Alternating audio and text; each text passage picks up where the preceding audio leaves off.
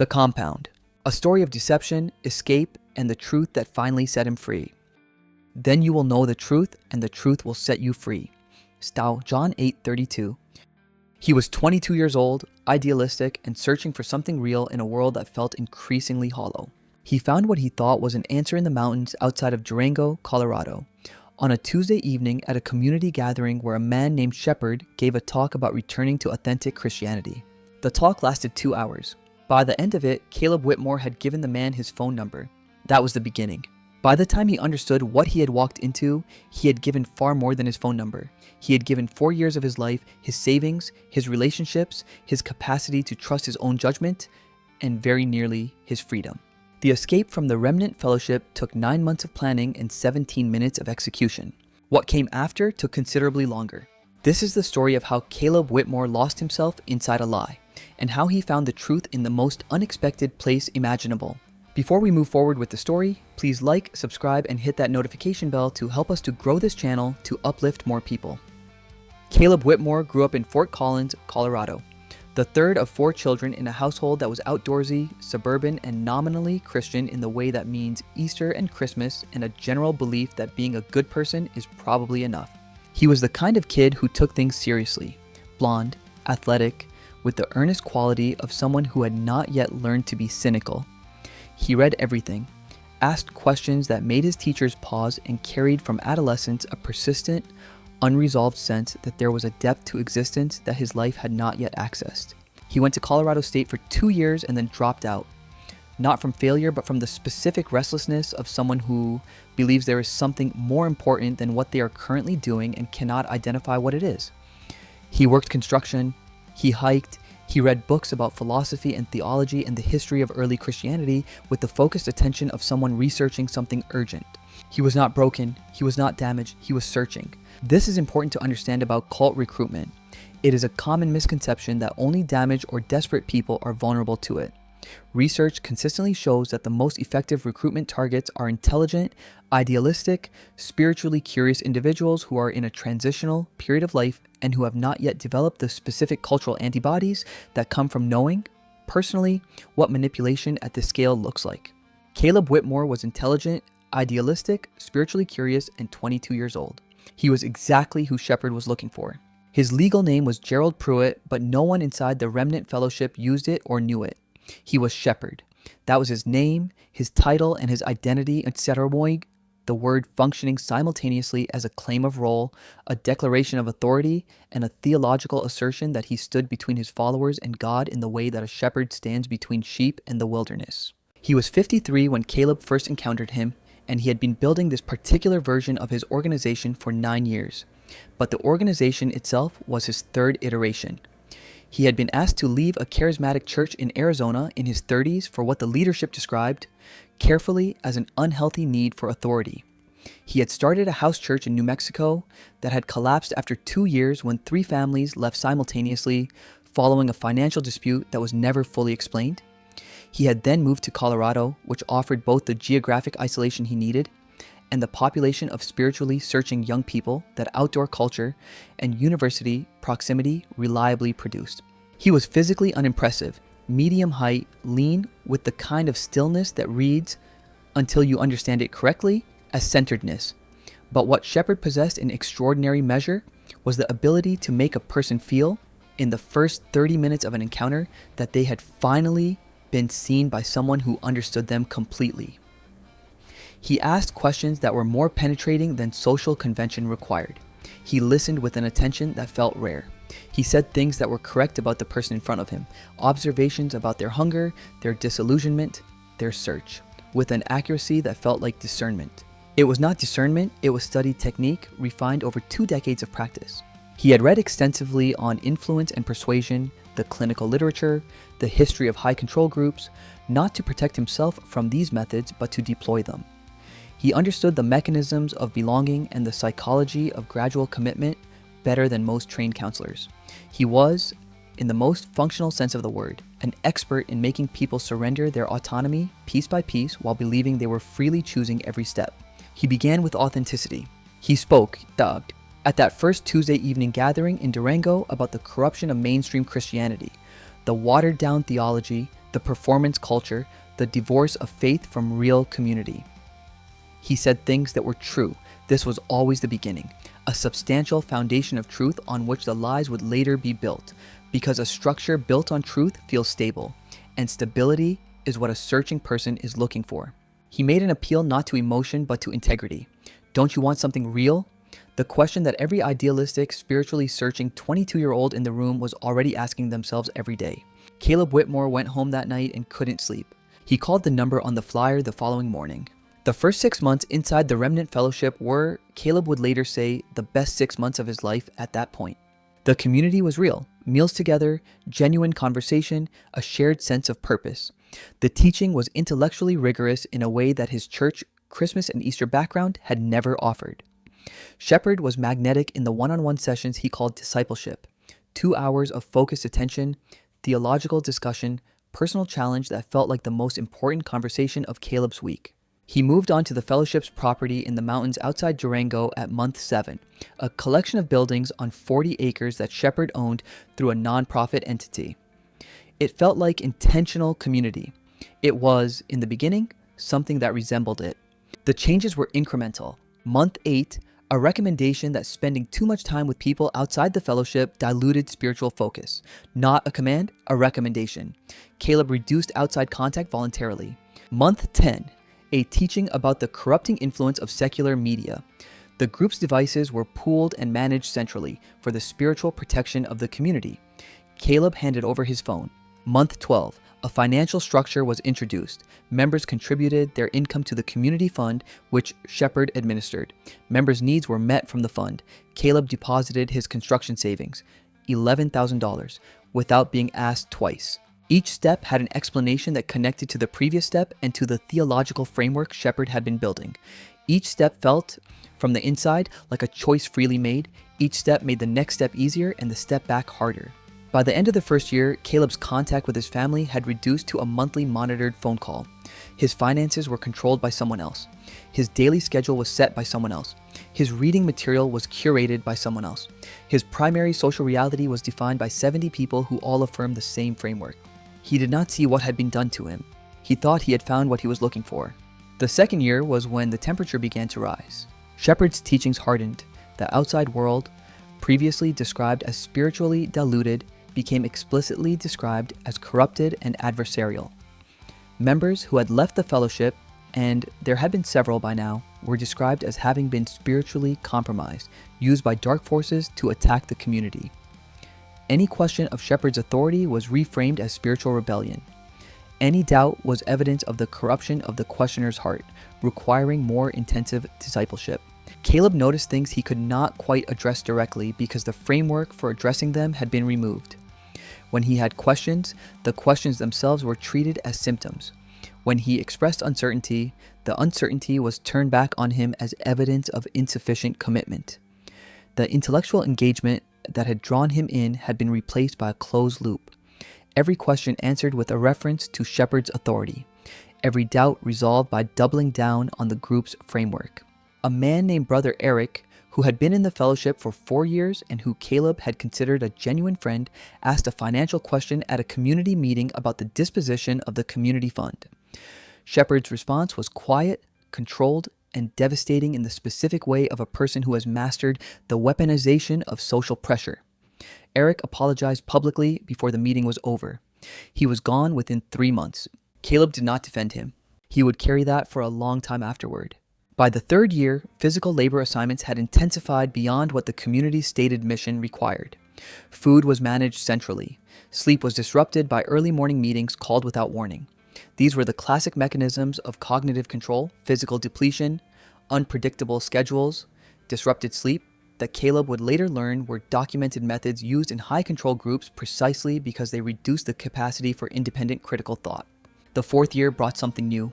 Shepherd began teaching that the fellowship was moving toward a period of necessary separation from the outside world. He described a coming confrontation between the faithful remnant, the fellowship, and the corrupted systems outside. His language about this confrontation shifted, gradually, from metaphorical to concrete. He spoke of self-sufficiency, of preparation. He began acquiring things that were, in a remote mountain compound, not difficult to acquire and not legally restricted, but that, in the specific context of a leader speaking about a coming confrontation with outside forces, meant something precise. Caleb lay awake the night after one of these sessions and felt, for the first time since month 6, the specific sensation of clarity. He was afraid, not of the outside world, of what was inside the gates. The crack came through a crack, literally. The fellowship's buildings were old and imperfectly maintained, and in the workshop where Caleb was assigned for his labor hours, there was a wall through which a neighbor's Wi-Fi signal could be accessed if you stood in the exact right spot with a device that had been overlooked in the pooling because it was a cheap older model that nobody thought still worked. It still worked. Caleb spent 3 Tuesdays in the workshop standing in the exact right spot, reading. Not leisurely reading, focused, purposeful, the reading of a man who has begun to suspect something and is trying to confirm or deny it before the window closes. He read about high control groups. He read about the documented psychological methods used in organizations that researchers described as cultic. He read with the creeping recognition of someone reading a description of their own house. He also found an email from his brother, Derek, sent 2 years ago to an address Caleb no longer had access to but could still see the notification for. It said, "Caleb, we don't know what's happening. Mom and Dad are worried. I looked up this group online and what I'm reading scares me. If you can read this, please call, anytime, day or night. We will come get you. That is not an empty offer." Caleb stood in the workshop with the old device in his hand and felt something he had not felt in 4 years. He felt loved by people who were not required to perform love as a community function. He put the device back in its spot. He went back to his evening tasks. He performed the community dinner and the evening teaching and the check-in with his discipleship partner with the practiced normalcy of a man who has been living inside a performance for so long that performance is muscle memory. Inside, he had made a decision. He did not leave immediately. He could not leave immediately. People who have not been inside high-control environments sometimes find this hard to understand. The doors were not locked. The gates were not guarded. The legal mechanisms of capture were not in place. But Caleb understood, from 4 years of watching what happened to people who left, that the fellowship had mechanisms of control that did not require locked doors. Social pressure, theological condemnation, the management of members' documents and finances in ways that could be practically complicated to unwind. And a leader who had demonstrated, in the case of Brother Eric and 2 others since, that departure would be treated not as an individual decision, but as an act of aggression against the community.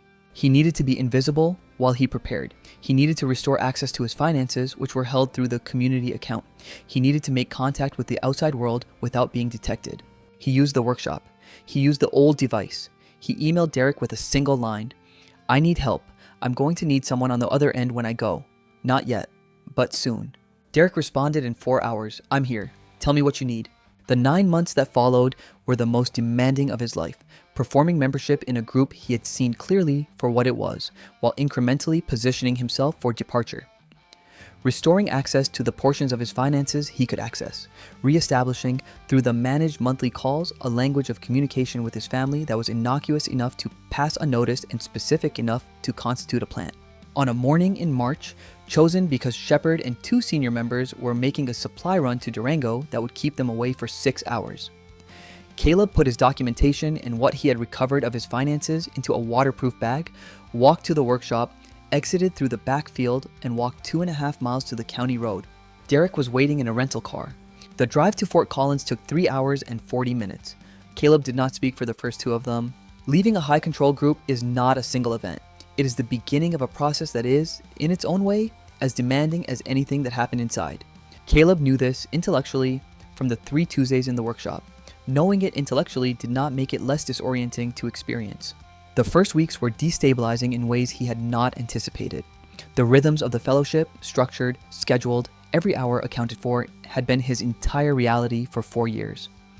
The absence of that structure was not immediately experienced as freedom, but as groundlessness, the specific dizziness of someone who has been given their autonomy back and does not yet know how to inhabit it. His capacity to trust his own judgment was severely compromised. He had spent 4 years in a system that pathologized independent thinking, that treated his doubts as spiritual failures and his questions as evidence of corruption. The recalibration of his own mind, learning to trust the conclusions of his own reasoning again, was the longest and hardest part of what came after. He saw a counselor who specialized in high-control group recovery.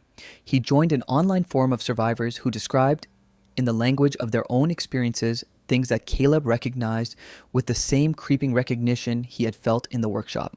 He was not alone. He was also, in the specific way of someone who has survived something disorienting, not sure who he was anymore. He had gone in searching for something real. He had found a sophisticated imitation.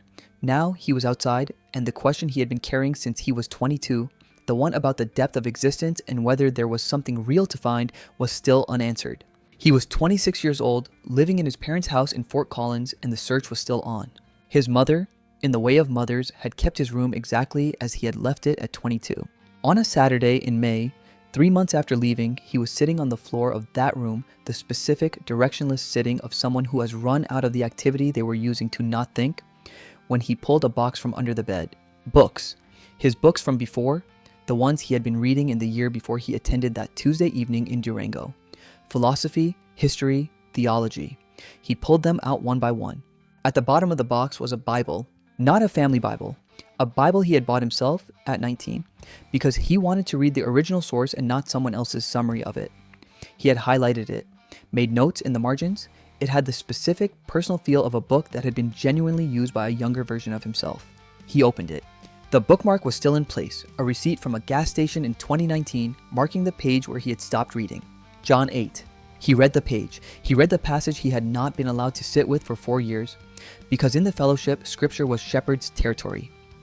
Accessed only through Shepherd's interpretation, a single authoritative lens through which every verse was filtered. He read verse 32 in the silence of his childhood room, with no leader, no community, no approved interpretation. Just the words on the page. Then you will know the truth, and the truth will set you free. He had been told for 4 years that Shepherd was the truth, that the fellowship was the truth, that the outside world was a distortion from which the truth of the fellowship protected him. He sat with verse 32 for a long time. You will know the truth. Not Shepherd will tell you the truth, not the community's framework is the truth. You will know. The knowing was available directly. The access was personal. The freedom that resulted was not contingent on a mediator with a curated library and a monopoly on interpretation. He read the chapter from the beginning. Then he read the one before it. Then he read through the night. His counselor had suggested, carefully and without pressure, that some survivors of high-control religious groups find that a gradual re-engagement with genuine faith communities is part of the recovery process, while others need significant distance from religious structures of any kind. She said, your history with spirituality began before the fellowship and belongs to you. The fellowship does not get to define your relationship with God permanently. That's yours to reclaim on your terms and timeline. He had thought about this for weeks. In July, on a Saturday morning, he drove without telling anyone where he was going, because the ability to make an unannounced solo decision was still new enough that he was practicing it deliberately, to a small church he had passed several times on Mulberry Street. Mountain View Seventh-day Adventist Church? He did not know why this one specifically. He told himself it was because it was Saturday and he was awake and the parking lot had exactly 4 cars in it, which suggested a small congregation and small felt manageable. He sat in the back row. The pastor, a man named Pastor Conrad Ellery, who turned out to be 60 years old, unhurried and entirely unimpressive in the specific way of someone who has nothing to prove, was preaching from the Gospel of John. Chapter 8, verse 32. Caleb sat very still in the back row. Pastor Ellery said, I want to talk about what Jesus was not saying here. He was not saying, my organization has a truth and membership in it sets you free. He was not saying the person standing between you and God has the truth and submission to them sets you free. He paused. He said, you will know the truth. The knowing is personal. The access is direct. No human intermediary controls your connection to what is real. Caleb looked at the page he had bookmarked with a gas station receipt in 2019. He thought about Tuesday evenings in Durango and 4 years in the mountains and 9 months of invisible preparation and a 2.5-mile walk to a county road. He thought about what he had been looking for since he was 22. He thought, I think I found the wrong version of it, and I think the real thing is still available. After the service, he did not rush for the exit. He stayed. Pastor Ellery found him in the fellowship hall, standing alone with a cup of coffee, and said, with the unpressured directness of a man who had been in ministry long enough to recognize a specific kind of searching. First time? Yes, Caleb said. You all right? Caleb thought about how to answer that honestly. I'm working on it, he said. I just came out of something that used the Bible the way...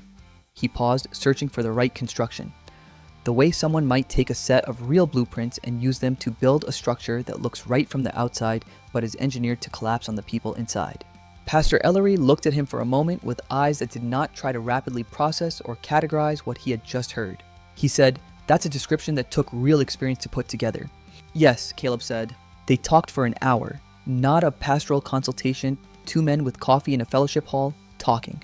Caleb told him, in the compressed form of someone who has not yet told the story many times and has not yet found its shape, what the last 4 years had been.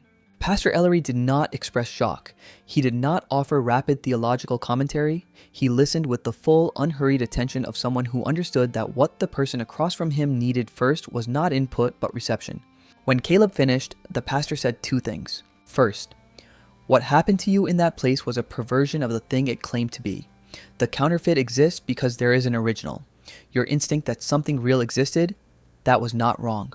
The address you were given was wrong. Second, this is a safe place to look. No one owns your conclusions here. No one stands between you and the text.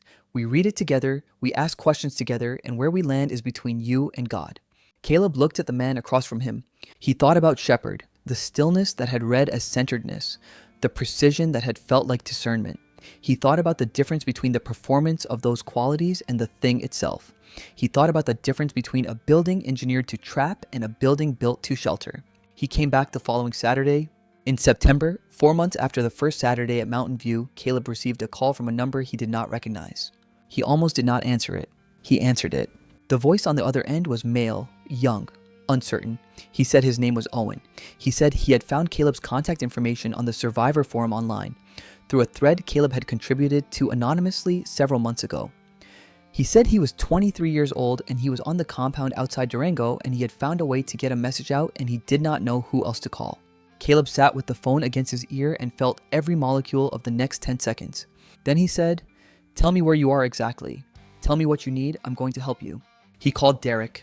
He called the cult recovery organization whose number he had saved 8 months ago. He called Pastor Ellery, who turned out to know a counselor who specialized in exactly this and who made a call within the hour. Caleb drove to Durango. He did not go to the compound. The recovery organization was clear on the protocol and Caleb knew better than anyone what it looked like to approach that situation incorrectly. He drove to Durango and he was there on the other end of the county road when Owen walked 2.5 miles to it on a Thursday morning. He was there the way Derek had been there for him, standing outside a rental car on a county road in Colorado with the mountains behind him and the March, now September. Sky doing something enormous and indifferent above, the way the sky does in Colorado regardless of what is happening beneath it. Owen was 23, dark-haired, thinner than he should have been, with the specific disorientation in his eyes that Caleb recognized completely. Caleb said nothing about God, nothing about faith, nothing about what Owen should do with the next months or years of his life. He said, "I was you. I'm okay now. Get in the car." Owen got in the car. The story of Caleb Whitmore carries a lesson that is worth saying plainly. Genuine faith does not require a mediator with a monopoly on truth. Genuine community does not require the surrender of your capacity to think, question, and reason. Genuine spiritual authority, the kind that comes from God rather than from a person who has appointed themselves, never demands that you stop trusting yourself. Jesus said, "You will know the truth," not someone else will know it for you. You will know it. The surest sign that a spiritual leader or community is not what it claims to be is a demand that you surrender your judgment to them in order to access what God has made available to you directly. Truth does not need to be protected from your questions. If it cannot withstand your questions, it is not truth. Caleb Whitmore spent 4 years inside a system that was built on a real human hunger. The hunger for community, for depth, for something genuine in a world that can feel shallow. That hunger was not wrong. It was right. The mistake was not the hunger. The mistake was trusting a man who had learned to identify that hunger and offer a counterfeit that felt, at first, like the real thing. The real thing was available the whole time. It was in a box under a bed, bookmarked with a gas station receipt. It was in John 8:32 waiting. Then you will know the truth, and the truth will set you free. If you or someone you know may be in a high control group or cult, International Cultic Studies Association, www.issa.org. Cult Education Institute, www.culteducation.com. Recovery from Religion Foundation, www.recoveringfromreligion.com. If you enjoyed this story, please like, subscribe, and hit that notification bell to be notified about more inspirational stories on redemption and hope.